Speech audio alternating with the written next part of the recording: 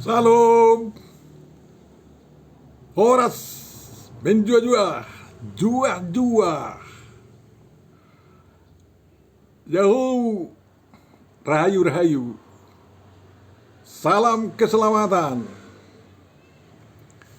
Kita bertemu lagi dalam channel ini untuk menafsirkan, memahami apa yang menjadi evangelium pada tanggal 22 Juni tahun 2025, minggu pertama setelah Trinitas. Dan mudah-mudahan apa yang kita tafsirkan, kita pahami di sini dapat membantu kita untuk semakin meneguhkan iman percaya kita kepada Tuhan Yesus Kristus. Mari subscribe Bapak Ibu Saudaraku yang terkasih dan dukung pelayanan ini. Untuk memulai perenungan kita, mari kita terima penyertaan dari Tuhan kita. Kasih karunia dan damai sejahtera dari Allah Bapa kita menyertai kamu. Amin. Firman yang akan kita renungkan Bapak Ibu Saudara-saudariku yang terkasih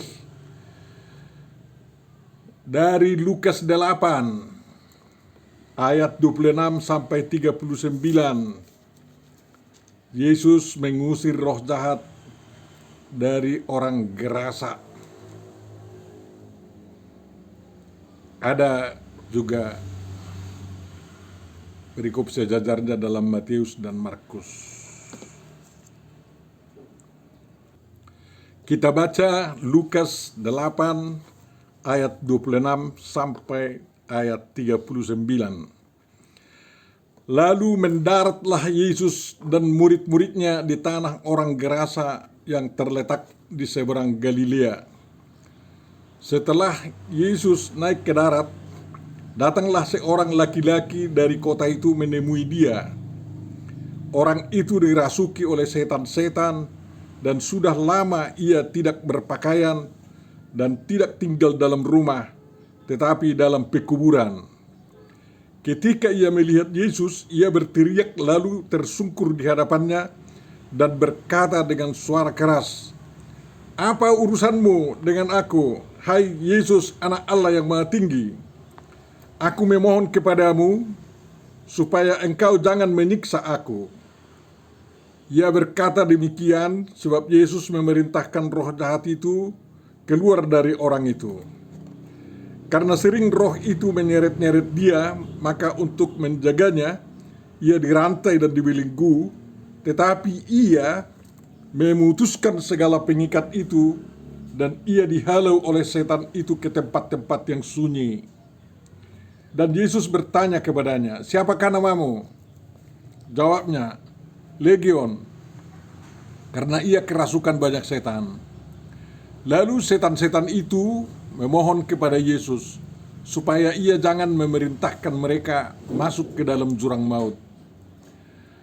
Adalah di sana sejumlah besar babi sedang mencari makan di lereng gunung. Lalu setan itu meminta kepada Yesus supaya ia memperkenankan mereka memasuki babi-babi itu. Yesus mengabulkan permintaan mereka. Lalu keluarlah setan-setan itu dari orang itu dan memasuki babi-babi itu. Kawanan babi itu terjun dari tepi jurang ke dalam danau, lalu mati lemas.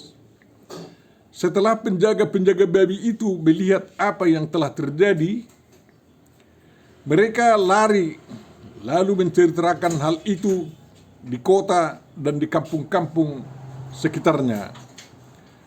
Dan keluarlah orang-orang untuk melihat apa yang telah terjadi. Mereka datang kepada Yesus dan mereka menjumpai orang yang telah ditinggalkan setan-setan itu duduk di kaki Yesus. Ia telah berpakaian dan sudah waras. Maka takutlah mereka. Orang-orang yang telah melihat sendiri hal itu memberitahukan kepada mereka bagaimana orang yang dirasuk setan itu telah diselamatkan. Lalu seluruh penduduk daerah Gerasa meminta kepada Yesus supaya ia meninggalkan mereka, sebab mereka sangat ketakutan. Maka naiklah ia atau Yesus ke dalam perahu, lalu berlayar kembali. Dan orang yang telah ditinggalkan setan-setan itu meminta supaya ia diperkenankan menyertainya. Tetapi Yesus menyuruh dia pergi, katanya, "Pulanglah ke rumahmu dan ceritakanlah segala sesuatu yang telah diperbuat Allah atasmu." Orang itu pun pergi mengelilingi seluruh kota, memberitahukan segala apa yang telah diperbuat Yesus atas dirinya. Demikian firman yang akan kita renungkan, Bapak Ibu Saudara yang terkasih. Tentu yang berbahagia adalah orang yang mendengarkan, memelihara, memahami, menghayati dan melakukan firman Tuhan di dalam perbuatan-perbuatan baik. Amin. Tema yang diusulkan kepada kita dalam perenungan ini mengatakan, Yesus menaklukkan roh jahat. Ya Tuhan Bapa Surgawi, terima kasih atas firman yang telah dibacakan untuk kami dengar, dan ajarilah kami, buka pikiran kami, cerahi kami ya Tuhan, untuk dapat memahaminya, sehingga kami dapat memberitakan Injil kebenaran-Mu dan menyambut keselamatan yang telah Kau lakukan serta memberitahukannya kepada orang lain. Dalam Yesus Kristus kami memohon dan mengucap syukur. Amin. Bapak Ibu Saudaraku yang terkasih, cerita ini ada memang di 3 Injil sinopsis. Di kitab Matius dikatakan peristiwa itu terjadi di Gadara. Tapi menurut peta Gadara itu ada juga di Dekapolis, tetapi kira-kira di pertengahan, di tengah ya, tidak di tepi pantai. Dan ada Gerasa di sini, dan memang itu yang di tepi pantai sebelah tenggara daripada Danau Galilea. Dan Yesus setelah dia meredakan angin ribut, sewaktu berlayar ya, dia berlayar selanjutnya ke Gerasa tersebut. Sebenarnya bukan daerah orang Yahudi ya, tapi dulu pernah diduduki orang Yahudi, karena itu bagian dari Dekapolis. Dan menurut kitab Lukas yang sangat kitab Markus yang sangat sejajar dengan kitab Lukas ini, dikatakan bahwa babi-babi yang ada di sana itu yang digembalakan oleh penjaga-penjaganya ada sebanyak 2.000 babi. Jadi bayangkanlah, itu sudah seluas lapangan sepak bola lah tempatnya itu berkumpul. Dan yang berikutnya, setelah orang yang dirasuk setan ini dibebaskan dari belenggu setan-setan, dia disuruh oleh Tuhan Yesus untuk memberitakan peristiwa yang dialaminya, sehingga dia mau lalu memberitakan berita itu dan keselamatan yang dia terima di seluruh kota, katanya, di seluruh kota dan kampung-kampung. Dan di Injil Markus dikatakan di kota-kota Dekapolis. Jadi Dekapolis namanya 10 kota, memang ada 10 kota di situ. Kira-kira itulah perbandingan sedikit daripada Injil ini di dalam kitab sinopsis. Bapak Ibu Saudara yang terkasih, angin ribut diredakan, dan sekarang kita dengar roh jahat ditaklukkan, diusir. Dan kemudian berita selanjutnya adalah Yesus membangkitkan anak Jairus dan menyembuhkan seorang perempuan yang sakit pendarahan. Jadi sebenarnya ini ada satu peristiwa alam, satu peristiwa kerasukan setan, dan satu lagi peristiwa kematian dan dibangkitkan, dan semuanya ada seorang perempuan yang sakit pendarahan. Semua peristiwa ini sebenarnya adalah kerjaan si iblis ya. Tapi ternyata Yesus menghardik angin ribut dan reda, dan roh jahat yang di Gerasa diusir dari orang yang dirasukinya. Anak Jairus itu dibangkitkan, dihidupkan kembali, dan perempuan yang sakit pendarahan itu disembuhkan. Artinya iblis dikalahkan. Dan Yesus pernah mengatakan bahwa pertanda kerajaan surgawi sudah ada datang di dunia kalau setan-setan diusir dari manusia atau pekerjaan-pekerjaan iblis dikalahkan. Jadi berita yang sampai kepada kita adalah salah satu berita bahwa kerajaan Allah atau kerajaan surgawi telah berada di tengah-tengah manusia, di tengah-tengah dunia ini. Setelah berlayar dari Kapernaum menuju tepian tenggara Danau Galilea, Yesus sampai di sana. Yang menyambutnya adalah seorang yang kerasukan setan. Dan kebetulan yang kerasukan setan ini langsung tersungkur di hadapan Yesus dan memanggil Yesus dengan gelar yang sangat tinggi. Yesus anak Allah yang maha tinggi katanya. Seolah-olah dia mau mengangkat Yesus agar Yesus tidak melakukan hal yang tidak baik sama dia. Jadi angkat telurlah si setan di sini. Ya.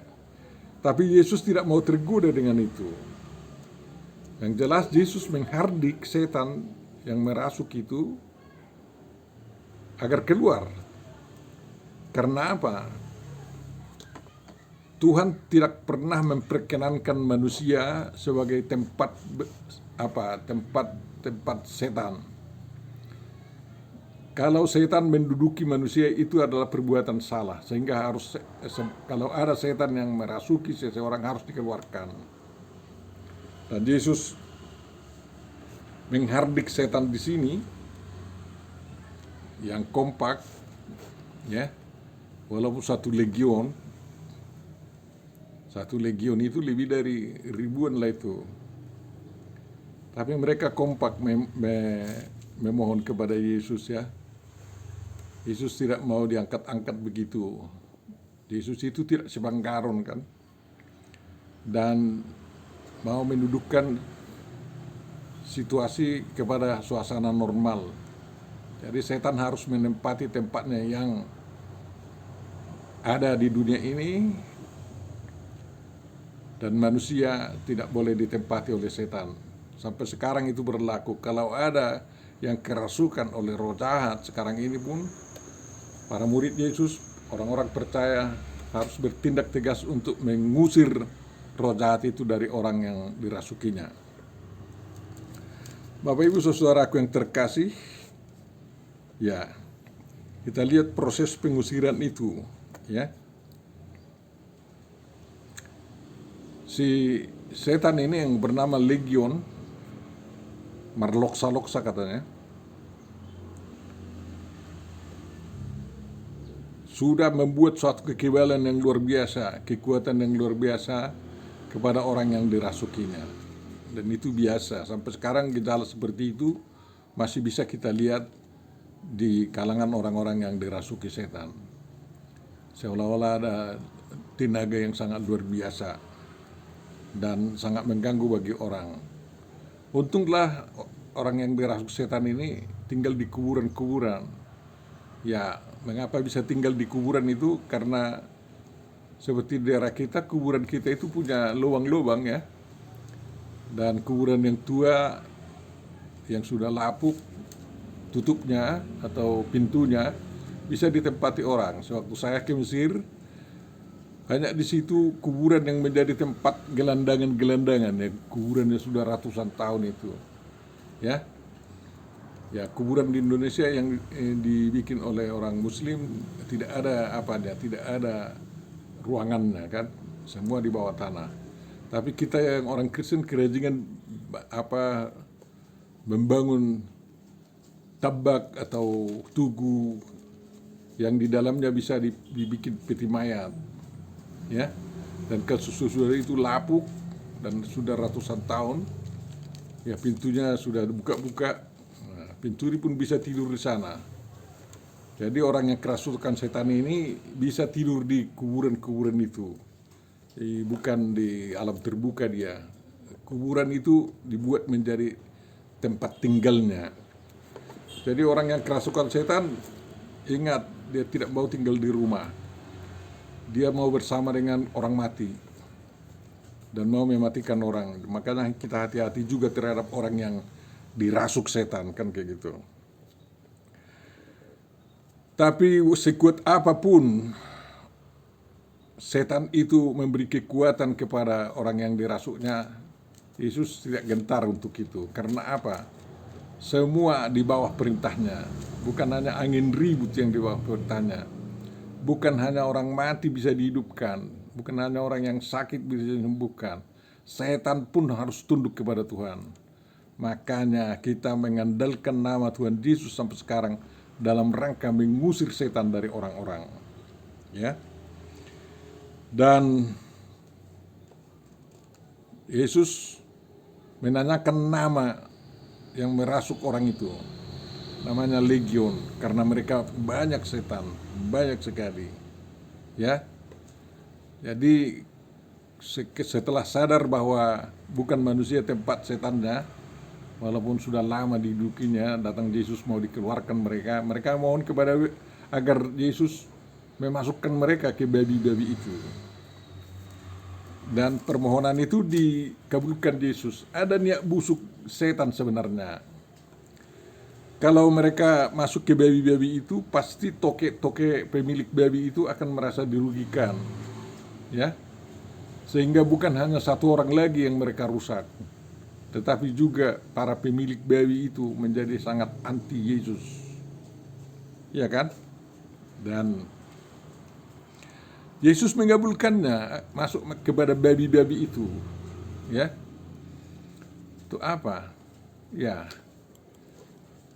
Penyelamatan seorang dari belenggu setan. Mungkin bisa saja ada hewan-hewan yang korban, ya, yang korban, bukan jadi kurban, korban. Di sini ada 2000 babi katanya menurut Injil Markus. 2000 babi korban gara-gara mengabulkan permintaan daripada setan itu. Tapi setan apapun, babi-babi pun tidak mau sebagai tempat setan-setan berada. Membahayakan juga kalau bayi-bayi kena setan, nanti semua digigiti, dihancurkan semua kan. Sedangkan tidak rasuk setan pun babi di Amerika atau babi liar di hutan-hutan kita di sini sudah menghabiskan pertanian, merusak pertanian kita semua. Dan kalau sudah dirasuk setan, lebih hebat lagi nanti. Tapi Yesus mengabulkannya, nggak apa-apa, demi seorang yang baru diselamatkan, biarlah ada hewan yang korban. Namun babi-babi ini tidak mau menjadi sarang setan. Mereka langsung lari-lari ke tepi danau dan terjun ke danau. Coba bayangkan, 2000 babi terjun ke danau.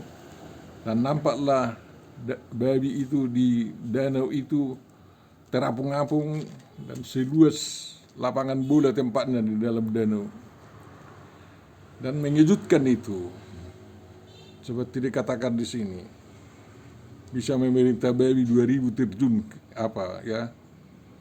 mengalami kematian. Menakutkan itu memang.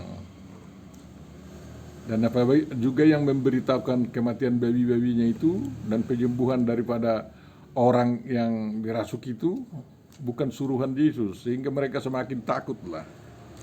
Kalau ada orang yang lebih hebat dari setan yang sangat hebat, berarti lebih hebat itu bisa menghancurkan manusia. Mereka pikir begitu, ya. Mereka tidak duga bahwa Yesus datang memberikan keselamatan, walaupun sudah diambang mata mereka. Seorang yang dirasuk setan lama sekali tunduk dan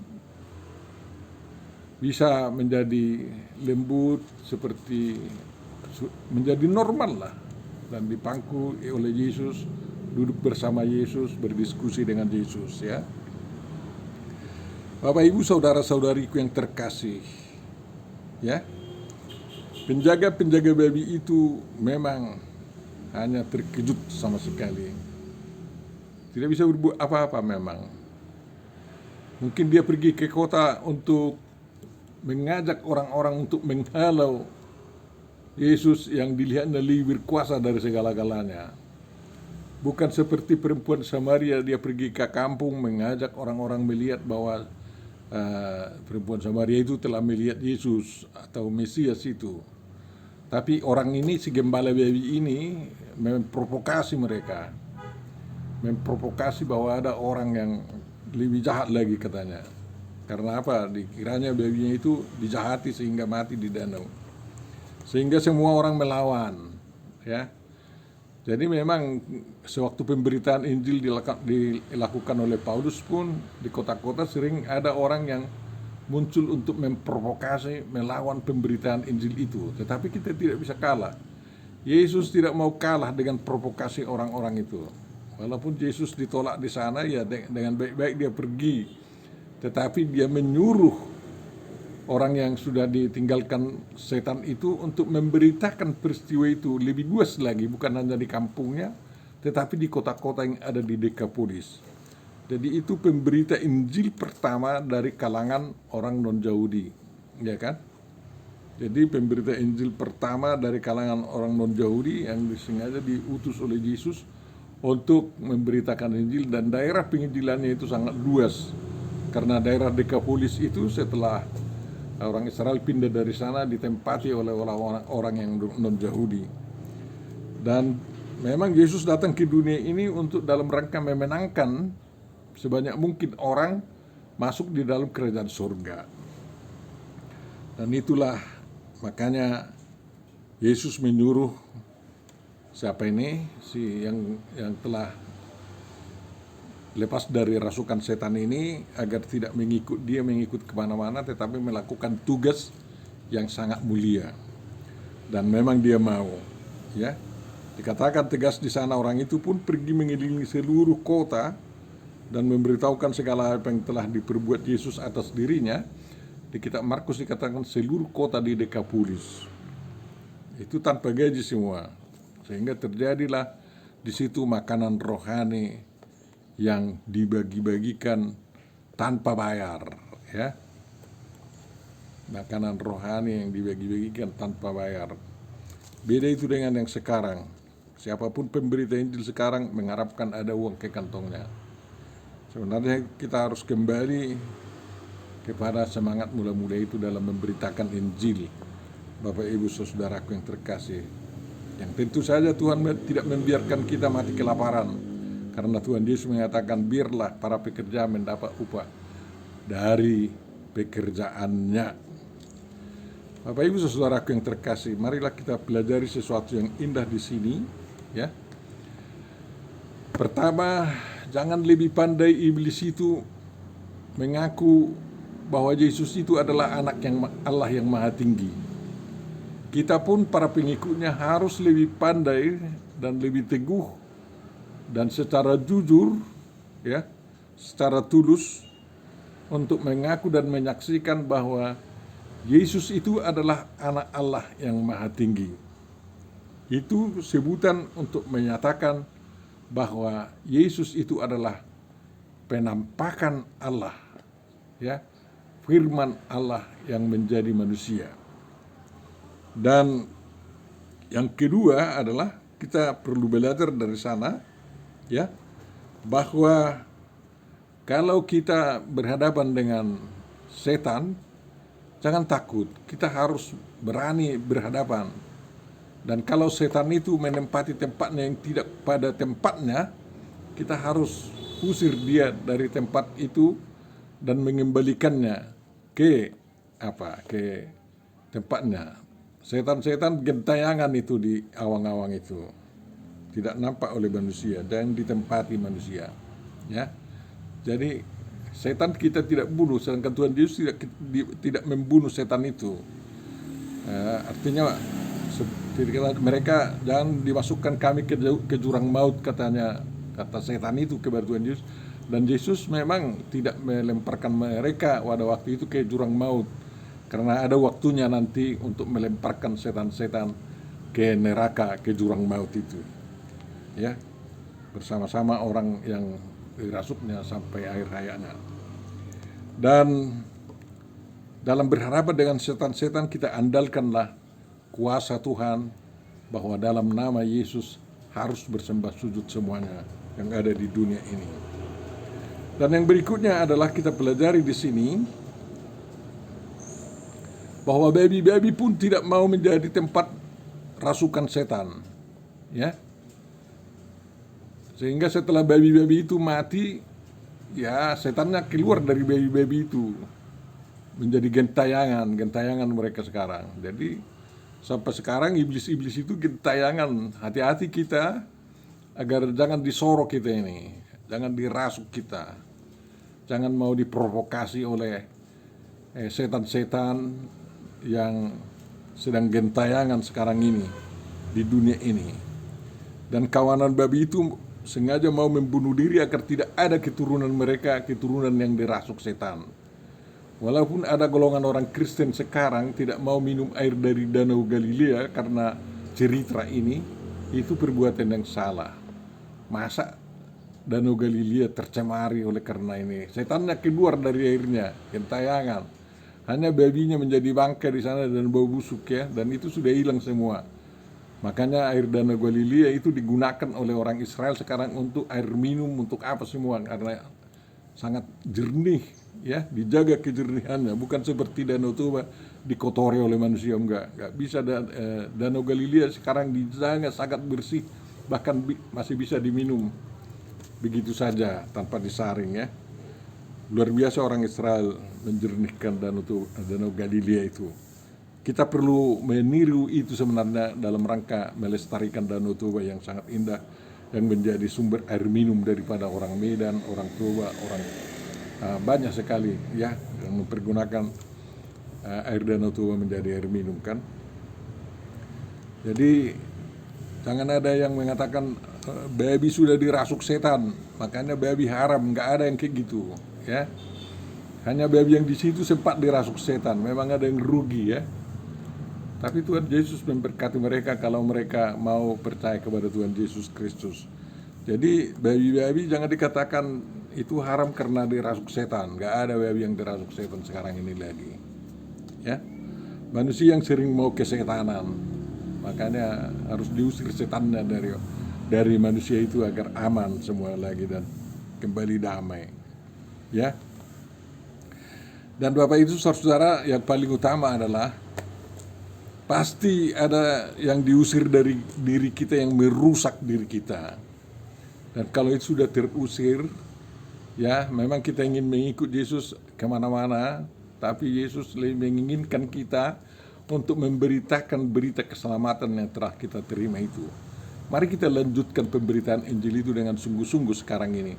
Masih banyak di dunia ini, lebih dari 2 miliar lagi atau 1,5 miliar lagi manusia yang belum menyambut keselamatan yang dari Tuhan Yesus Kristus. Makanya walaupun dunia semakin tua dan teknologi semakin canggih, kita harus semakin gigih untuk memberitakan Injil di zaman sekarang. Bukan hanya di kota-kota Dekapolis lagi, bukan hanya di Israel, tetapi di seluruh dunia, sampai di sudut-sudut. Makanya semua peralatan medsos modern sekarang kita gunakan untuk memberitakan Injil. Jangan ada yang menjadi bodoh, ya. Harus berguna, kita gunakan itu demi pengembangan kerajaan Allah di dunia ini. Tuhan Yesus masih menunggu hasil buah-buah karya kita untuk meramaikan kerajaan surgawi yang datang di dunia yang telah dibawa oleh Tuhan Yesus Kristus. Tuhan memberkati kita semua, dan saya yakin berkatnya itu akan melimpah kepada kita. Amin. Terima kasih Bapa dalam Yesus Kristus atas renungan yang telah kami dengar. Mudah-mudahan itu dapat kami semakin memahaminya dan kami gunakan makna firman-Mu dalam kehidupan kami. Terima kasih Bapa, lindungi negara kami, lindungi semua gereja-Mu di Indonesia ini, di seluruh dunia. Kiranya hambatan-hambatan untuk orang Kristen di dunia, terutama di Timur Tengah, di Afrika Utara, semakin berkurang, bahkan harus menjadi tidak ada. Karena masih banyak dunia tanpa alasan membenci umat-Mu ya Tuhan. Dan hanya Tuhan yang dapat meredakannya, bukan kami orang-orang yang tidak berdaya ini. Tuhan, kasihanilah kami dan usirlah semua roh jahat dari dunia ini. Dalam Yesus Kristus, sempurnakan doa kami dan kabulkanlah itu. Amin. Mari kita subscribe Bapak Ibu saudaraku yang terkasih dan dukunglah pelayanan ini. Amin.